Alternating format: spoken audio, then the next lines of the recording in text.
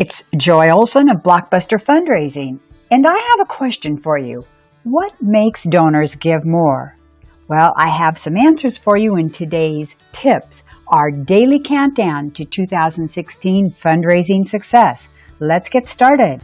I cover a lot of material and research coming up with my tips for you, and this tip comes from my new Chronicle of Philanthropy magazine that covered the Burke Donor Survey. And wow, some really great information in there that I think you should know. So let's get started. About a third of affluent donors say they could give more to a charity. So this particular study studied 21,000 donors that completed this survey, and here's what they have to say on how you can inspire them to give more and why they don't give more.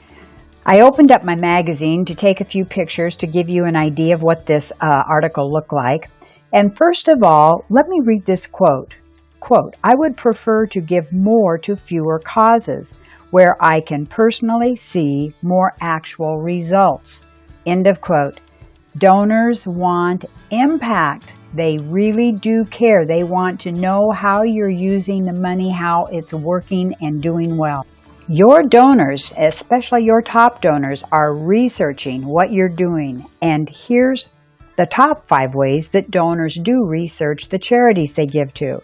54% look at your website. 42% consult an online charity watchdog like GuideStar or Charity Navigator. 27% search online for information about your group.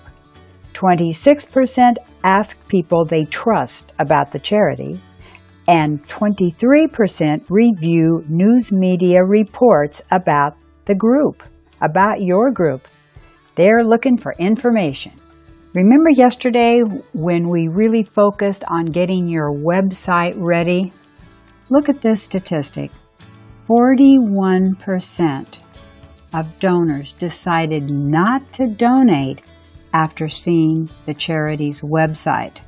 There's pause for thought. As we mentioned, they want gift impact. There is a true growing emphasis on results. Donors who said a charity's results determine whether they make a gift was only 16% in 2011. And last year it was up to 41%. That's why you hear us all talking about impact, the impact of your gift. And once they give a gift, it's up to you to let them know how their gift is working, the impact it's having. You know how we're always talking about great stories, about a great story, about one project, about one animal, about one person? Well, look at this quote. Quote, "Nonprofits would do better focusing on success stories than by trying to make those of us who are considering donating feel privileged and guilty." End of quote. So your stories are important. Another couple of quotes from the survey. Quote, "I dislike being bombarded with donation requests as it implies that the group is somewhat unappreciative of what I have given." End quote. Next quote, "While I feel good about the causes I have supported, a number of organizations have left me feeling personally unappreciated, sort of like I was just another fish they caught." This is why we emphasize over and over again, you cannot thank your donors often enough. In any communication you have, you need to have a follow-up thank you and reassure them of what a great impact their previous gift had. Bombard them with thanks. Well, let's talk about why some donors gave more in 2015. That's a nice positive way to end up, don't you think? 41% were impressed with the nonprofit's efforts, and 26% responded to a special request for support. So your impact of your mission has a great deal to do with your donation success, and so do those telephone calls and meetings. A special request for support. That's a big statistic. According to the survey, here are a few ways you can inspire more giving. Demonstrate an extraordinary need for support. Make that request imperative and significant that you need their help. You can't do it without them. Let them know that you have reduced administrative and fundraising expenses. Thirdly, stop sending unwanted gifts and trinkets. They're not interested.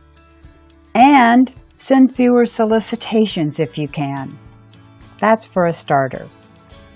The statistics above really reflect that if you up your work hard, and work smart, that there is more money out there for your cause. There were 21,600 donors involved, and 31% of those donors said that they could have given more. And 41% of the donors that were under age 35 said that they could have given more.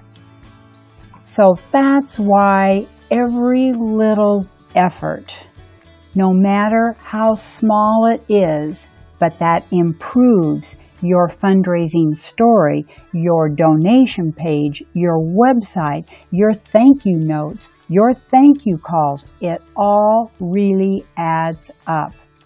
That effort will pay off big time for your mission. So if you believe in your mission, you got to get out there and work hard and work smart.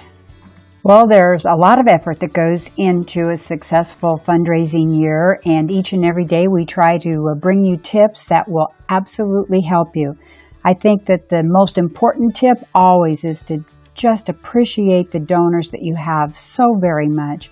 Make sure that you thank them. Make sure that they are aware that you are aware of their previous support, and convince them that their previous support has been of such great impact that it is the reason for your mission's success.